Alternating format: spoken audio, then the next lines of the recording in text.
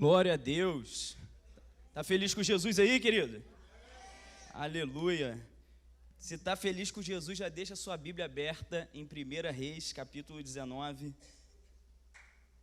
Glória a Deus. Achei que já tinha alguém aí entrando no poder, logo nesse iniciozinho. Queridos, com muita alegria eu estou aqui na campanha dos gigantes, devido à minha estatura. Por algum momento eu achei que havia alguma ironia nisso, mas aceitei o desafio, pastor, de vir aqui falar na campanha dos gigantes. E se você está aberto aí, com a sua Bíblia aberta em 1 Reis, capítulo 19, hoje nós vamos entender um pouco mais sobre os gigantes das nossas vidas através da vida de Elias. E eu espero que em nome de Jesus, aqui no culto da resposta, não hoje você possa ter algumas respostas, como geralmente a gente tem, mas hoje eu acho que algumas coisas aqui vão ser diferentes. Hoje eu acho que é Deus quem vai receber algumas respostas da sua vida. Antes que a gente comece a ler a palavra do Senhor, em 1 Reis 19, eu queria falar sobre os gigantes que nós costumamos enfrentar. Quando nós falamos de gigantes, pensamos sobre problemas, pensamos sobre desafios. Logo a gente pensa em o gigante da vida financeira, que talvez você esteja passando. O gigante da vida emocional, dentro do seu casamento ou dentro de um relacionamento. O gigante da sua saúde. O gigante da sua vida espiritual. Todos esses geralmente são desafios que nós passamos, que nós logo pensamos, assim que nós falamos sobre gigantes, sobre desafios, sobre problemas. É isso que vem à nossa cabeça. Hoje não vai ser diferente, nós vamos meditar sobre essas coisas na vida de Elias. Eu não sei se você conhece a história da vida de Elias, mas Elias foi o maior, talvez o maior, um dos maiores profetas que Israel já viu. Israel não tinha um profeta como Elias, até então. Elias não tem genealogia, não tem pai, não tem mãe, ele simplesmente aparece na Bíblia, em 1 Reis, vira para o rei Acabe e diz bem assim: não vai chover durante 3 anos. Nessas situações assim, eu só consigo imaginar assim, Deus no trono dele falando bem assim, algum anjo virando para ele falando: Senhor, teve um profeta lá embaixo que falou que não vai chover durante 3 anos. E aí Deus falou: qual foi o profeta? Foi Elias. Então não vai dar para chover não. Porque Elias era homem de Deus. Elias tinha intimidade com o Senhor. Ele chega em Israel, diz que não vai chover por 3 anos, não chove por 3 anos. 3 anos depois ele aparece e ele fala: agora vai chover. Mas antes de chover, ele desafia os profetas de Baal, os profetas de Azerá, a quem Israel estava se subordinando. Ele desafia aqueles profetas. Se você conhece a história, eles pegam um sacrifício, botam de um lado, botam um sacrifício de outro, e Elias faz o desafio: o Deus que mandar fogo do céu e consumir esse holocausto aqui, esse é o Deus de verdade. Se você conhece a história, os profetas de Baal, os profetas de Azerá, que eram 850, ficam lá clamando durante horas, pedindo: Baal, manda fogo do céu, e nada acontece.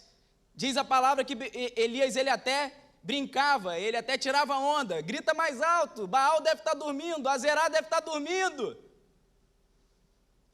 Depois é a vez de Elias sozinho.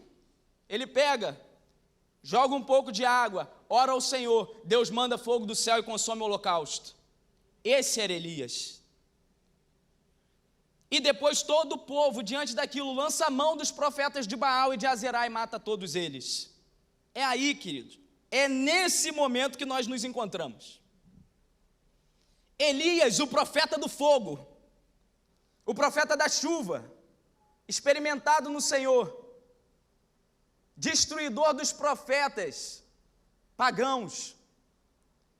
Diz a palavra assim no versículo 1 do capítulo 19: ora, Acabe contou a Jezabel, que era rainha de Israel e era pagã, tudo o que Elias tinha feito e como havia matado todos aqueles profetas à espada. Por isso Jezabel mandou um mensageiro a Elias para dizer-lhe: que os deuses me castiguem com todo rigor, caso amanhã nesta hora eu não faça com a sua vida o que você fez com a deles. Lembrando aqui o profeta do fogo, o profeta que falava que não ia chover e não chovia por 3 anos, diz assim no versículo 3, Elias teve medo e fugiu para salvar a sua vida. Em Berseba de Judá, ele deixou o seu servo, entrou no deserto caminhando um dia, chegou a um pé de giesta, que é uma árvore, sentou-se debaixo dele e orou, pedindo a morte. Já tive o bastante, Senhor, tira a minha vida, não sou melhor do que meus antepassados. Depois se deitou debaixo da árvore e dormiu. De repente, um anjo tocou nele e disse, levanta-se e come. Elias olhou ao redor ali, junto à sua cabeça havia um pão assado sobre brasas quentes e um jarro de água. Ele comeu, bebeu e deitou-se de novo. O anjo do Senhor voltou, tocou nele e disse, levante-se e come, pois a sua viagem será muito longa. Então ele se levantou, comeu e bebeu. Fortalecido com aquela comida, viajou 40 dias e 40 noites, até que chegou a Horebe, o monte de Deus. Horebe, também conhecido como Monte Sinai. Ali entrou numa caverna, passou a noite, e a palavra do Senhor veio a ele. O que você está fazendo aqui, Elias? Ele respondeu, tenho sido muito zeloso para o Senhor, Deus dos exércitos. Os israelitas rejeitaram a sua aliança, quebraram seus altares, mataram teus profetas à espada. Sou o único que sobrou, e agora também procuram matar-me. O Senhor lhe disse, saia e fique no monte, na presença do Senhor, pois o Senhor vai passar. Então veio um vento fortíssimo, preste atenção nisso, um vento fortíssimo que separou os montes, esmigalhou as rochas diante do Senhor, mas o Senhor não estava no vento. Depois do vento um terremoto, mas o Senhor não estava no terremoto. Depois do terremoto houve um fogo, mas o Senhor não estava no fogo. E depois do fogo houve o murmúrio de uma brisa suave. Quando Elias ouviu, puxou a capa para cobrir o rosto, saiu e ficou à entrada da caverna. Uma voz lhe perguntou, o que você está fazendo aqui, Elias? Ele respondeu, tenho sido muito zeloso para o Senhor, Deus dos exércitos. O mesmo discurso que ele falou antes, né? Os israelitas rejeitaram a tua aliança, quebraram teus altares, mataram teus profetas à espada. Sou o único que sobrou, agora também eles estão procurando matar-me. O Senhor lhe disse, volte pelo caminho de onde veio, vá para o deserto de Damasco. Chegando lá, unja Azael como rei da Síria, unja também Jeú, filho de Ninsi, como rei de Israel, unja Eliseu, filho de Safate, de Abel-Meolá, para suceder você como profeta. Jeú matará todo aquele que escapar da espada de Azael, Eliseu matará todo aquele que escapar da espada de Jeú. No entanto, fiz sobrar 7.000 em Israel, todos aqueles cujos joelhos não se inclinaram diante de Baal, e todos aqueles cujas bocas não o beijaram. Queridos, você leu aqui comigo e talvez você não percebeu, Elias ele sai de Samaria, que era a capital de Israel. Eu não vou aqui falar sobre a história de Israel, porque isso daí daria um tempinho, mas depois de Davi veio Salomão como rei, depois de Salomão, seu filho, o reino de Israel foi dividido em 2 partes, Israel em cima, Judá embaixo, da onde inclusive vem até hoje o nome judeu. A capital de Israel era Samaria, a capital de Judá era Jerusalém. Elias era um profeta de Israel, o reino do norte, ele profetizava em Samaria. Quando Elias sai andando com medo da sua morte, fica parecendo para a gente que ele chega muito rápido, talvez assim, porque a Bíblia ela troca isso de um versículo para o outro, que ele chega a um monte chamado Horebe, no Sinai. E aqui, queridos, eu já queria que você entendesse uma coisa, quem foi andando até o Sinai, até o Horebe, foi Elias com as suas próprias pernas. Não foi Deus que levou ele até lá, não foi Deus que mandou ele até lá, foi Elias com as suas próprias pernas que chegou até o Monte Horebe, até o Sinai. E aqui a gente vai entender o primeiro ponto, para que você entenda como é para ter coragem para enfrentar os gigantes da sua vida. E o primeiro ponto para você entender como é ter coragem para enfrentar os gigantes, é entender isso. Quem saiu do seu lugar? Quem foi até Horebe foi Elias com as suas próprias pernas. O que você quer dizer com isso, Douglas? Você tem que entender, assumir a responsabilidade pelo estado em que você está, pelo que você está vivendo hoje. Muita coisa é responsabilidade sua.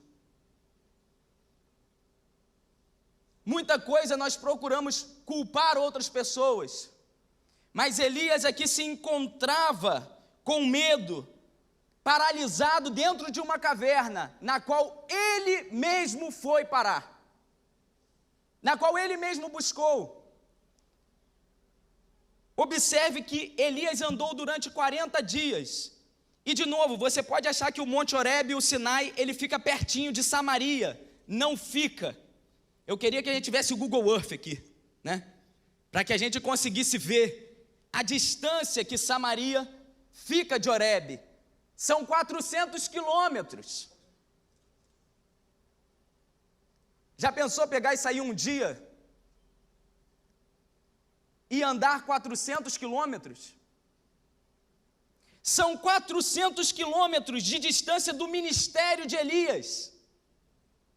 Pelo medo. São 400 quilômetros da libertação de Israel, são 400 quilômetros de distância do propósito que Deus tinha para a vida de Elias, são 400 quilômetros do sonho de Deus para a vida de Elias. Não é perto. Elias andou e foi muito distante dos propósitos de Deus por conta do medo dele.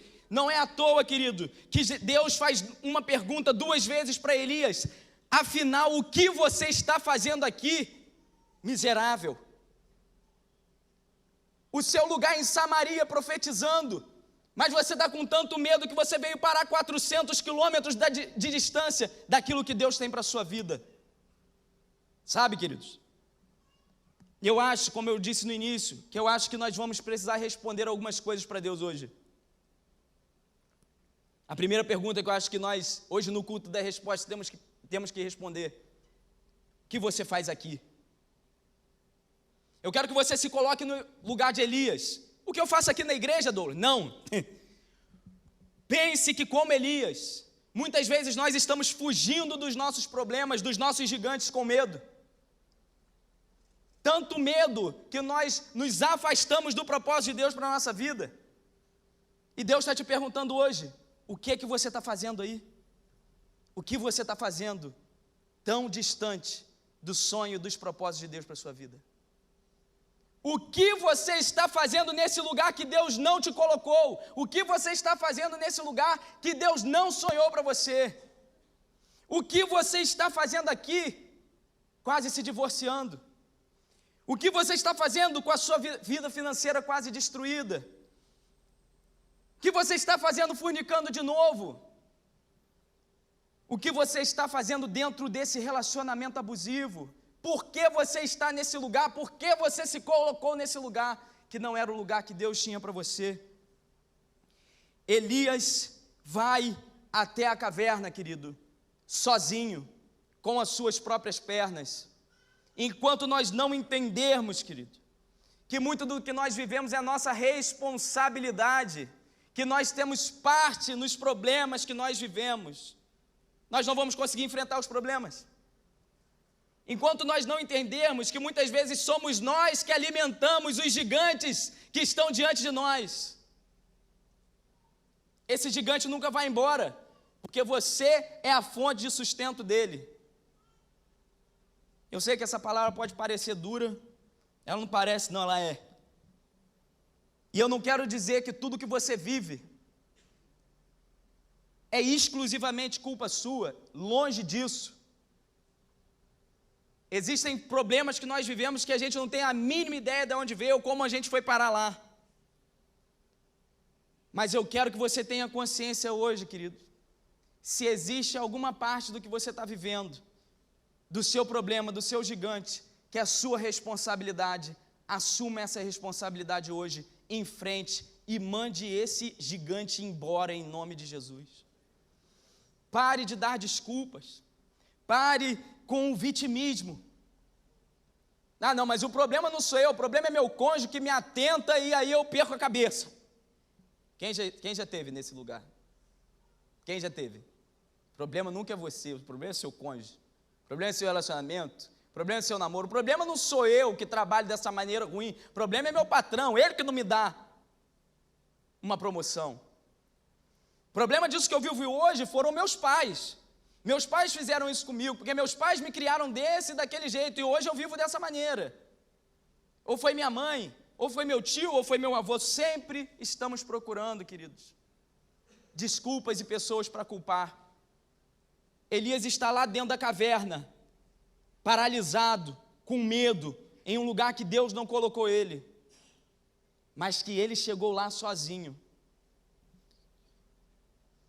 Sabe, você talvez aqui conheça a história de Moisés. E como Moisés, ele chega diante... Moisés não foi o da arca não, tá? Foi o do mar, em nome de Jesus. Do mar vermelho, que a gente sempre troca, né? E como Moisés chega diante do mar vermelho, se você lembra muito bem dessa história, Moisés chega diante do mar vermelho. Na frente está o mar, atrás está Faraó vindo com seus carros e seus cavalos para matar o povo todo. E aí o povo já começa, né? O povo de Israel era uma bênção. E aí o povo de Israel já começa. Era melhor ter ficado no Egito do que morrer aqui, né? Típico a gente. E aí Moisés vai clamar até o Senhor. E ele clama até o Senhor. Senhor, nós estamos aqui, o mar está ali, Faraó está ali. Vamos todos morrer. Você lembra qual é a resposta de Deus? Uma das respostas mais tramontina, corte rápido. Por que clamas a mim? Você já sabe o que fazer. Diga a Israel que marche. Israel começa a marchar, o mar se abre. Eu acredito que uma segunda pergunta que nós temos que responder hoje é essa. Querido, até quando você vai clamar ao Senhor por coisas que Ele já te mostrou o que você tem que fazer?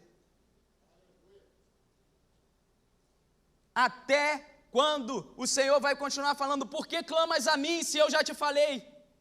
Por que clamas a mim se eu falei que esse relacionamento não é para você? Por que clamas a mim se eu falei que não é para você estar nesse lugar? Por que clamas a mim se eu falei que é para você se converter? Se eu falei que é para você sair desse lugar? Às vezes nós estamos, queridos, e eu sou o maior entusiasta do altar, você deve saber disso. É porque eu torro a paciência da igreja para vir no altar, né? Sou o maior entusiasta de vir ao altar. Mas eu acredito que hoje Deus está falando com alguns aqui, talvez com você. Até quando você vai ficar no altar, querido, clamando por problemas, clamando por soluções que eu já te dei, clamando por orientações que eu já te entreguei, e que você não teve coragem de executar? Em nome de Jesus, que hoje seja o dia em que você adquire coragem para enfrentar e destruir cada um dos gigantes na sua vida.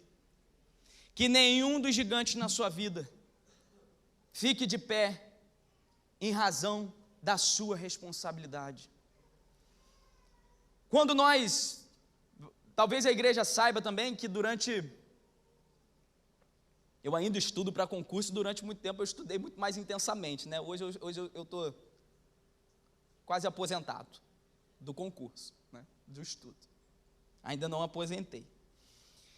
Mas durante os meus estudos no concurso, se você estuda também para qualquer coisa que seja, você vai reparar que algo extremamente importante nos seus estudos chama-se foco. Gente sem foco não consegue estudar, porque não consegue prestar atenção em nada. Como assim, como eu faço parte da minha geração, que é a geração mais desfocada do mundo, a geração de TDAH, né?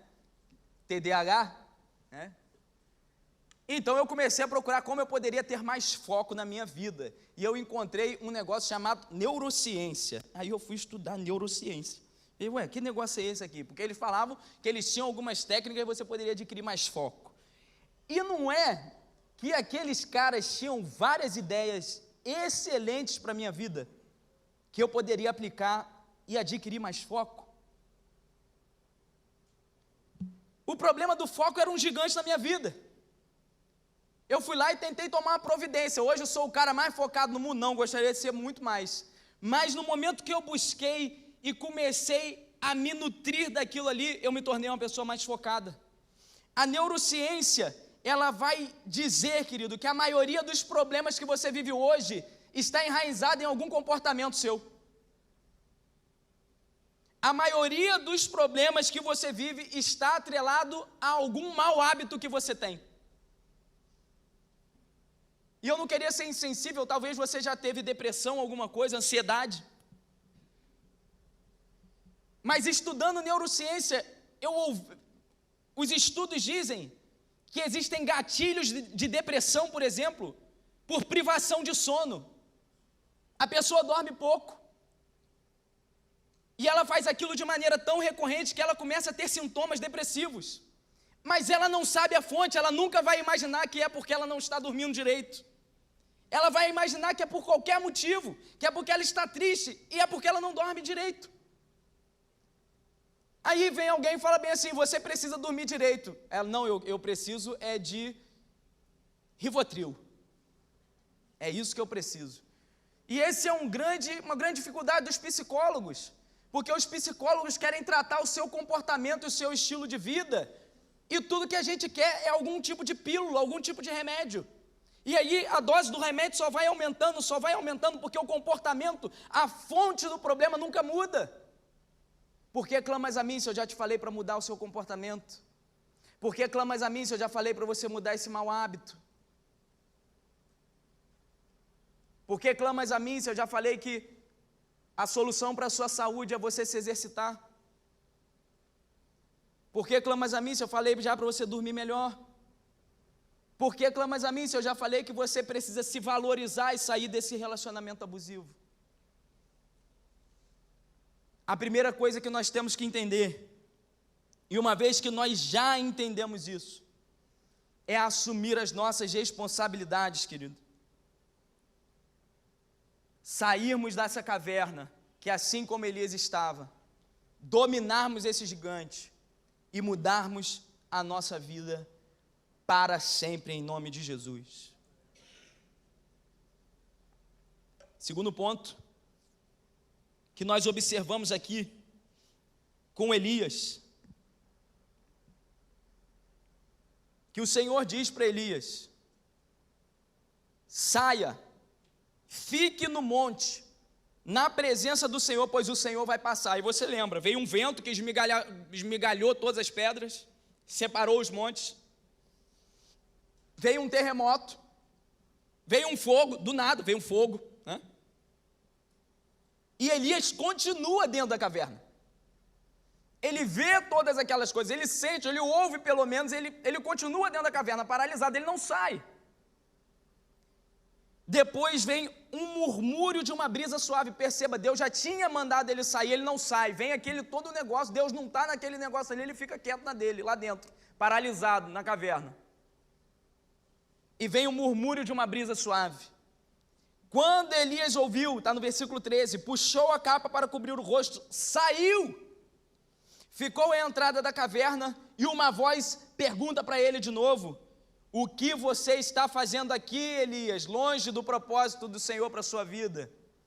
Ele diz o mesmo discurso, tenho sido muito zeloso pelo Senhor, Deus dos exércitos, e por aí vai. E o Senhor lhe dá uma nova orientação, dizendo, volte pelo caminho de onde você veio, o que deveria ser no mínimo desanimador, né? Deus, não sei se você está sabendo, andei 400 quilômetros, não é perto.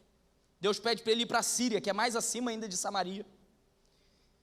E chegando lá para o deserto de Damasco, chegando lá, unge Hazael como rei da Síria, Deus dá uma série de novas orientações para ele. Saia da paralisação, querido, e enfrente os seus gigantes. Esse é o segundo ponto, não deixe o medo te paralisar. Não deixe o medo te trancafiar na caverna. Levante, querido. Levante e enfrente os seus problemas. Levante para a vitória. Perceba que hoje o seu gigante, como a gente falou no início, seu gigante pode ser o gigante da família. Sua família pode estar em guerra. Seu casamento pode estar em guerra. Sua casa pode ser uma casa não de misericórdia, mas uma casa de gritaria, uma casa de confronto, uma casa de conflito.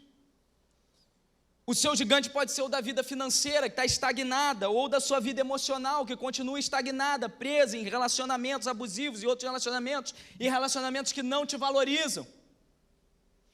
Pode ser da saúde, a sua saúde está estagnada, não vai para frente, não vai para trás.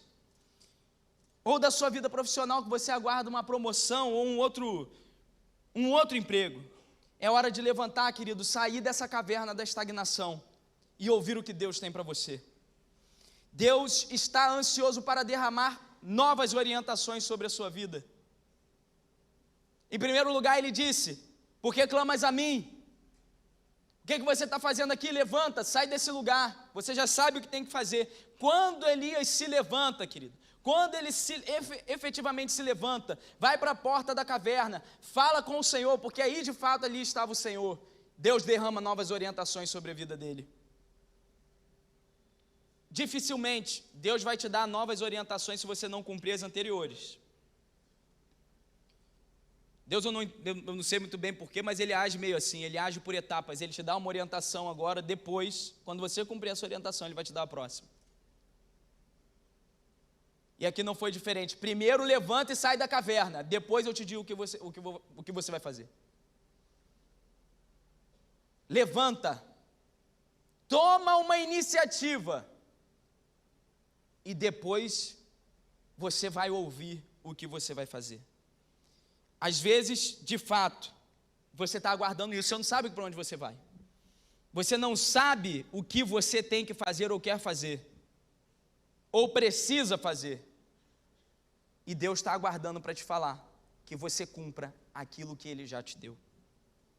Sabe, queridos, para você sair, se levantar, e sair da caverna que te aprisiona, sair da paralisação, você precisa entender algumas promessas que o Senhor tem para a sua vida. As promessas que o Senhor tem para a sua vida é que uma vez que você se levanta, uma vez que você dá os passos, uma vez que você toma a iniciativa, você é vitorioso. Você começa a vencer ali.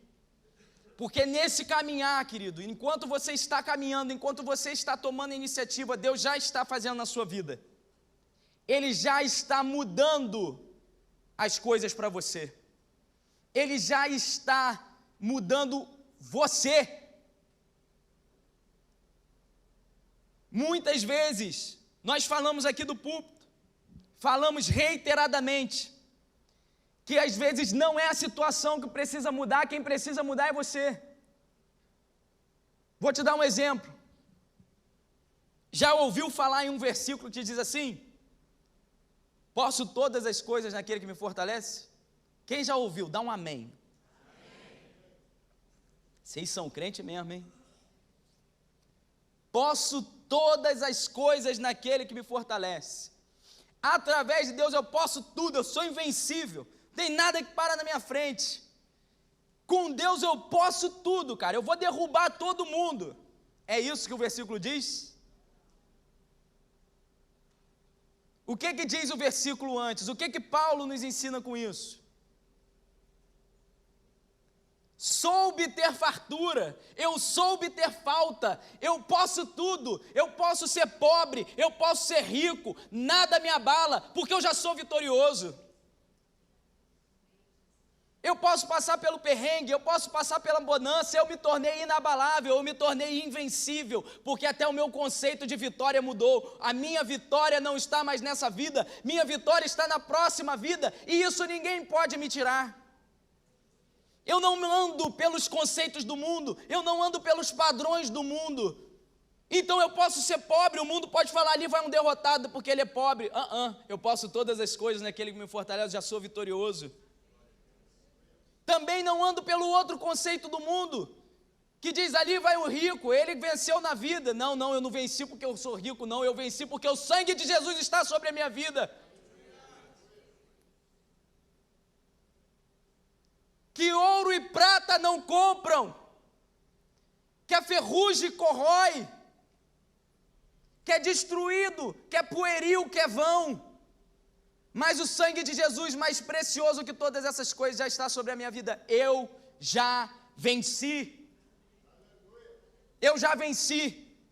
O crente, querido, quando ele chega nesse ponto, ele começa a botar medo no inferno. Porque afinal de contas, o que a gente pode oferecer para alguém que não precisa ganhar nada? Como eu posso tentar alguém que não precisa de nada ou não anseia por nada?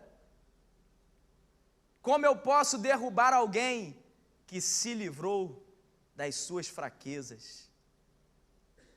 Como eu posso derrubar ou tentar ou ganhar alguém ou desviar alguém cujo pensamento, cujos conceitos não estão baseados nas coisas dessa vida, mas estão baseadas nas coisas do céu?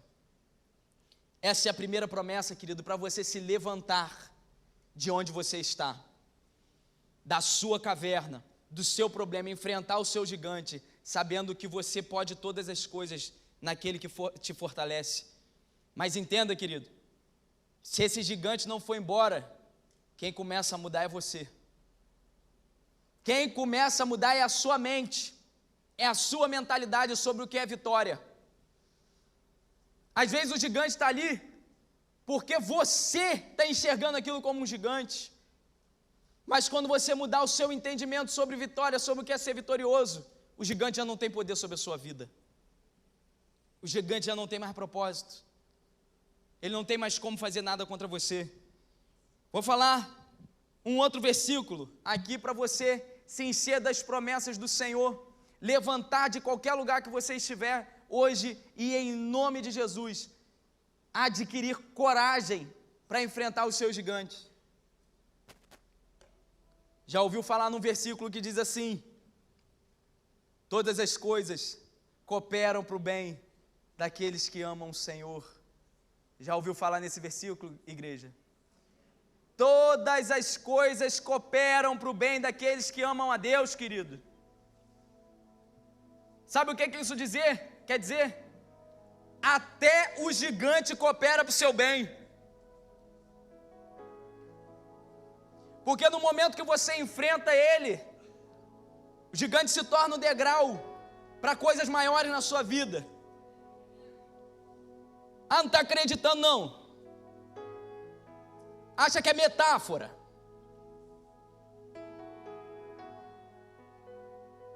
Quando José enfrentou o gigante da escravidão, não foi dentro da escravidão que Deus fez ele o governador do Egito?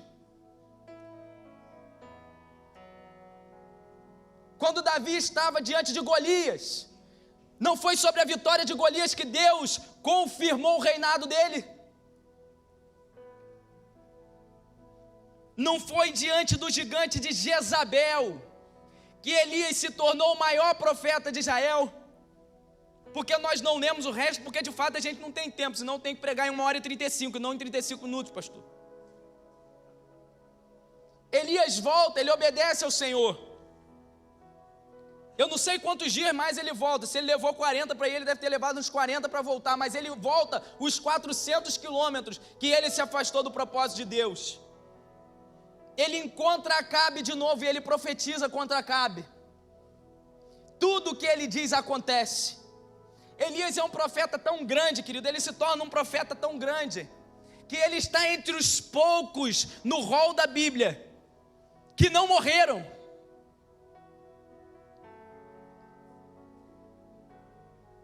O gigante Jezabel de Elias coloca o nome dele tão lá no alto, que no Monte da Transfiguração, Jesus vê Moisés e vê Elias. Que Deus fala assim: esse aí não morre não, esse aí manda uma carruagem de fogo, manda um redemoinho de fogo e manda para cá. Vai ficar eu, Jesus, o Espírito Santo, Enoque e ele. Só quem não morre.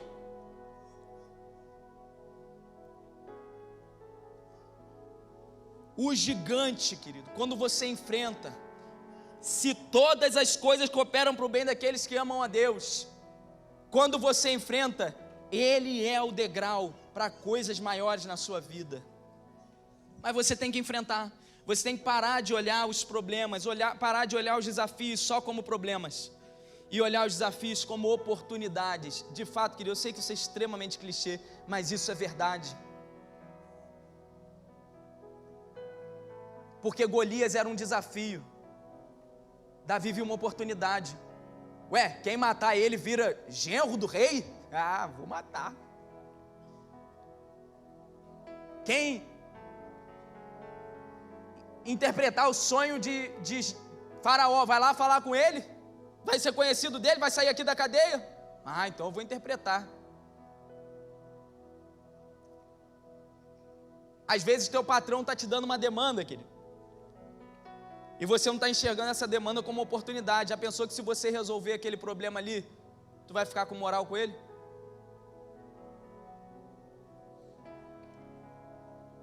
Às vezes o seu desafio, o desafio que está aparecendo na sua vida era a oportunidade que te faltava para você viver coisas maiores.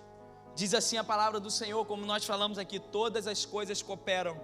Isso é importante a gente ressalvar, todas as coisas cooperam para o bem daqueles que amam o Senhor.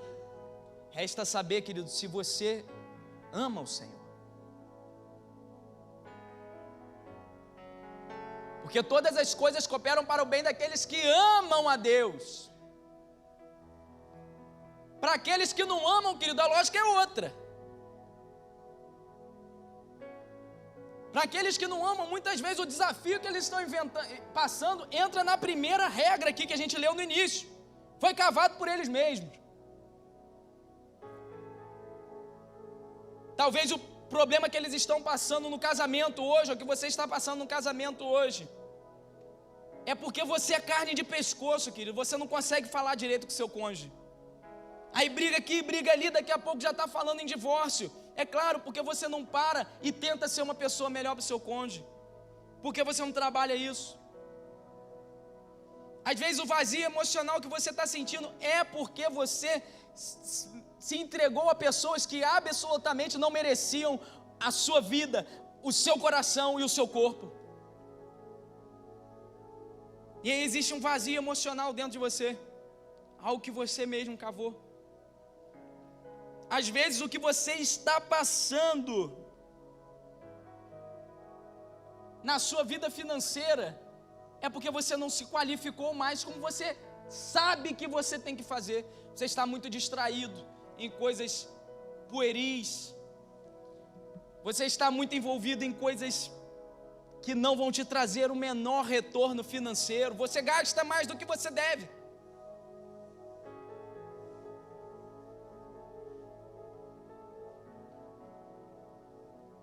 Que Deus, em nome de Jesus, hoje, derrube cada um dos gigantes da sua vida e da minha vida. Que em nome de Jesus nenhum gigante fique em pé por conta da nossa responsabilidade, por coisas que eu mesmo me causo, ou que você causa a si mesmo. Que a gente assuma essa responsabilidade e destrua esses gigantes. E mais, que não haja paralisação por conta do medo, mas que munido das promessas do Senhor, que todas as coisas cooperam para o bem daqueles que o amam, que nós podemos todas as coisas naquele que nos fortalece. Em nome de Jesus, nós tenhamos coragem para enfrentar cada um dos gigantes, em nome de Jesus.